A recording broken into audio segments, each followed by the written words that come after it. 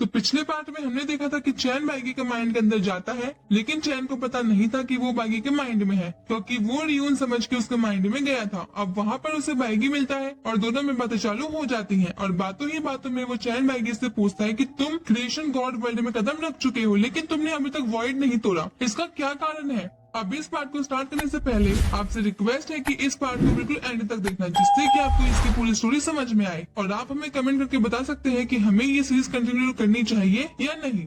अब हम देखते हैं कि चैन ने बाइगी से सवाल पूछ लिया था। अब इस पार्ट की शुरुआत भी उसी सीन से आगे से होती है, जहाँ पे बाइगी जैसे ही सवाल सुनता है उसे गुस्सा आता है और वो कहता है कि तुमने बिल्कुल सही पहचाना, अर्थ के चारों तरफ एक ताकतवर पावर ने सील बना दी है जो कि मुझे वहाँ पर जाने से रोक रही है। अब चैन बाइगी से कहता है कि अच्छा तो ऐसी बात है, वैसे मुझे एक बात बताओ, अगर तुम में और उस पावर में कभी लड़ाई हुई तो कौन जीतेगा, कौन ज्यादा ताकतवर होगा?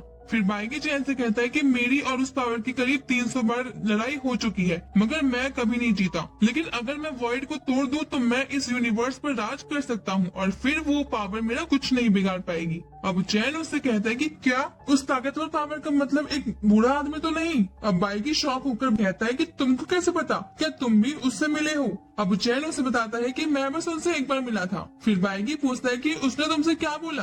तो अब चैन बताता है कि उन्होंने कहा था कि पहले एक आया और फिर उसके जरिए दूसरा आया और दूसरे के जरिए तीसरा आया और ऐसे ही करते करते दुनिया बनती गई। अब बाइगी उससे कहता है कि ये वही पुरानी बात है, उन्होंने मुझसे भी यही कही थी, इस बात में कुछ खास नहीं है। अब चैन बाइगी से कहता है कि तुम ध्यान से बात को समझो, मैं तो इसके बारे में भूल ही नहीं सकता। फिर बाइगी उससे कहता है कि मैं गॉड ऑफ किलिंग हूँ और मैं उनकी बातें आखिर सुनूं ही क्यों? अब चैन उसे समझता है कि देखो, तुम्हारी और उनकी लड़ाई कई बार हुई है, लेकिन उन्होंने कभी तुम्हें मारा नहीं, शायद वो तुम्हें वॉइड में ही रखना चाहते थे और मुझे तो लगता है कि वो कभी तुम्हें मारना ही नहीं चाहते थे। अब बाइगी उससे कहता है कि तो इसका मतलब कहीं ये तो नहीं कि उन्होंने मेरे लिए कुछ सोच कर रखा हो? चैन बाइगी से कहता है कि जितना मैं उन्हें जानता हूँ उसके हिसाब से तो तुम्हारा इतने लोगों को मारना और गॉड बाय किलिंग बनना ये सब उनकी ही इच्छा थी। अब हम लाओ जू को देखते हैं जो कि कल्टीवेशन कर रहे हैं और तभी उन्हें छींक आती है और वो सोचते हैं कि शायद उनको कोई याद कर रहा है, कहीं ये बाइगी तो नहीं। अब वो कहते हैं कि ना जाने बाइगी अभी कहाँ होगा,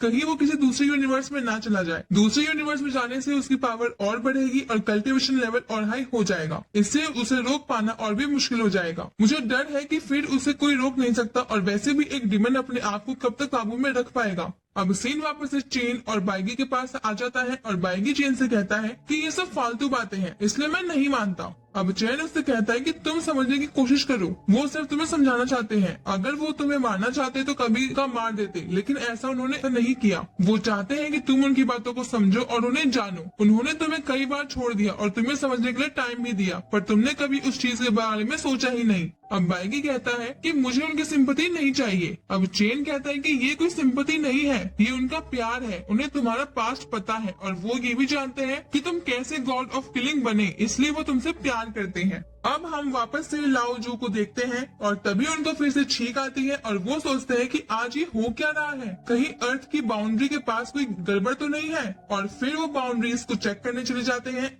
अब हम फिर से चेन और बाइगी के पास आ जाते हैं, जहाँ पर बाइगी चेन से कहता है कि मुझे उनकी कोई परवाह नहीं है, अगर वो मुझे मारना चाहते हैं तो कभी मुझसे लड़ सकते हैं, लेकिन आज मैं तुम्हें और युवाओं को मार के ही रहूंगा। और इतना कहने के साथ बाइगी चेन पर अपनी स्वॉर्ड से अटैक कर देता है और हम देखते हैं कि वो स्वॉर्ड जैसे ही चेन को लगती है, चेन दो पार्ट में डिवाइड हो जाता है और फिर बाइगी को ये देखकर शॉक था, पर वो फिर से चेन पर अटैक करता है और एक बार फिर चेन पार्ट में डिवाइड हो जाता है। अब चेन 3 पार्ट में डिवाइड हो चुका था और फिर वो लाओ जू की बात को दोहराता है और कहता है कि मैं समझ गया हूँ कि लाओ जू की बात का मतलब क्या था। एक से दूसरा बनता है और दूसरे से तीसरा और फिर न जाने कितने हो जाते हैं। अब हम देखते हैं कि चैन इतना कहते ही अपने आप को बहुत सारे पार्ट में डिवाइड करके बाइगी को घेर लेता है और अपनी रियल बॉडी से एक फॉर्मेशन में परफॉर्म करता है, जिससे उसकी पावर बहुत ज्यादा बढ़ जाती है। अब ये देखकर बाइगी सोच रहा था कि चेन तो क्रिएशन गॉड वर्ल्ड को पावर करने वाला है, इसलिए तुरंत बाइगी अपनी पावर से किलिंग ऑरा बनाता है और चारों तरफ फैला देता है।